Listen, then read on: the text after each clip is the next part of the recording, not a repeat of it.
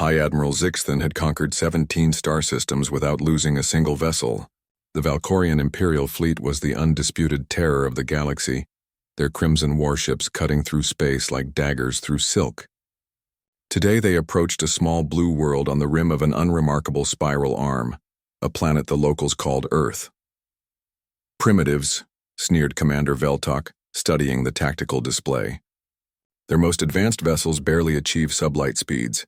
This will be over before their sun sets. Zixthan nodded, his four eyes gleaming with practiced arrogance. The intelligence reports were laughably simple.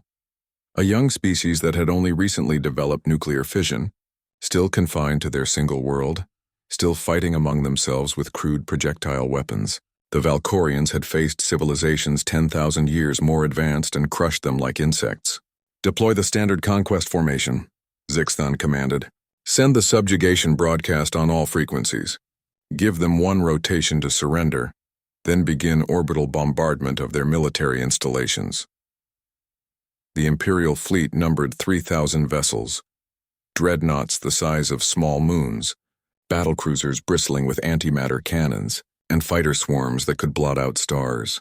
They arranged themselves in the time-honored pattern that had broken the will of countless worlds, an overwhelming display of force that made resistance seem futile. The broadcast transmission crackled across Earth's communication networks in perfect English, having been decoded from intercepted signals during their approach. "Inhabitants of the third world of this system, you are now subjects of the Valkorian Empire. Surrender unconditionally and your deaths will be swift.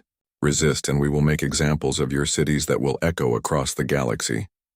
On the bridge of his flagship, Zixthan expected the usual responses: panicked transmissions, desperate pleas for mercy, perhaps a few defiant but ultimately meaningless threats from their military leaders. Instead, after several minutes of silence, a single transmission came back, audio only, from what appeared to be a simple governmental building on the largest continent. "This is Director Chen of Earth's Defense Coordination. We decline your generous offer." Veltok's mandibles clicked in amusement. Such spirit from creatures who barely understand faster-than-light physics. "Shall we demonstrate our firepower on one of their cities, Admiral?" "No," Zixthan replied thoughtfully. Something felt wrong. The response had been too calm, too casual. In his experience, primitives either cowered or raged when faced with overwhelming odds. This quiet confidence was unusual. "Run a deep scan of their system. Check for hidden installations, defensive platforms, anything we might have missed." The sensor arrays swept the solar system with unprecedented thoroughness. They found the expected detritus of a young civilization. Space stations around the third and fourth planets, primitive mining operations on various moons, ancient probe transmissions still limping toward the outer dark. Nothing that could threaten even their smallest frigate. "Perhaps they're simply too frightened to think clearly," suggested Veltok. "Some species freeze when confronted with inevitability."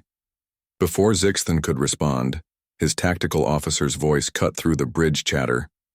"Admiral, I'm detecting massive energy signatures from the third planet's surface." The main display flickered to show Earth, its blue-green surface now dotted with points of brilliant light. Hundreds of them scattered across every continent, pulsing in perfect synchronization. "Weapons charging?" asked Zixthan, though he couldn't imagine what armament a primitive world could possess that would register on their sensors at this distance. "Unknown energy type, sir. The readings are... they're off the scale. I've never seen..." The tactical officer never finished his sentence. The lights on Earth's surface flashed once in perfect unison, and 3,000 Valkorian warships simply ceased to exist. There was no explosion, no dramatic display of destructive force.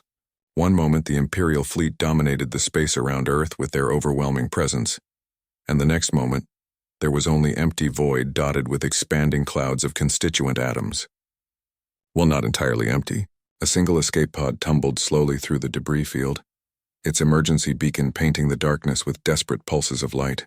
Inside, High Admiral Zixthan, now the sole survivor of his mighty fleet, stared at his instruments with the hollow expression of someone whose entire understanding of reality had just been rewritten. His communication system crackled to life with the same calm voice from before. "Admiral Zixthan, this is Director Chen. We're tractoring your escape pod to our primary orbital facility. Don't worry, you'll be treated well. We have some questions about your Empire's expansion patterns. and we thought you might be willing to help us understand your civilization's motivations. Zixthun's voice came out as barely a whisper. What? What are you? There was a pause, and when Director Chen responded, there was something that might have been amusement in his voice. We're humans, Admiral. We're what happens when a species spends its entire evolutionary history finding new and creative ways to kill each other, then suddenly decides to work together instead. We've been waiting for someone like you to show up.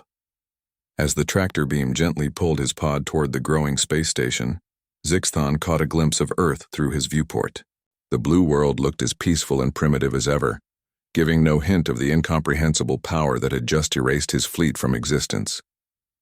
The weapons, he managed to ask. What were they? Oh, those? Chen chuckled. Quantum disintegration arrays. We figured them out about 6 months ago. Turns out when you spend centuries perfecting the art of warfare, it doesn't take long to scale up once you understand the fundamental forces of the universe. But your technology level, our intelligence indicated that we're primitive? Well, Admiral, here's the thing about humans. We're very, very good at making things look simpler than they are, especially when we're expecting visitors. As Zixthun's pod was drawn toward Earth's waiting embrace, one thought echoed through his mind with crystalline clarity. The galaxy had just become a very different place, and the Valkorian Empire had made a terrible, terrible mistake. On Earth below, Director Chen closed the communication channel and turned to his aide. Send word to the other defense networks, he said quietly. Let them know the test was successful, and contact the diplomatic corps. I have a feeling we're about to receive a lot more visitors who'll need to learn some manners.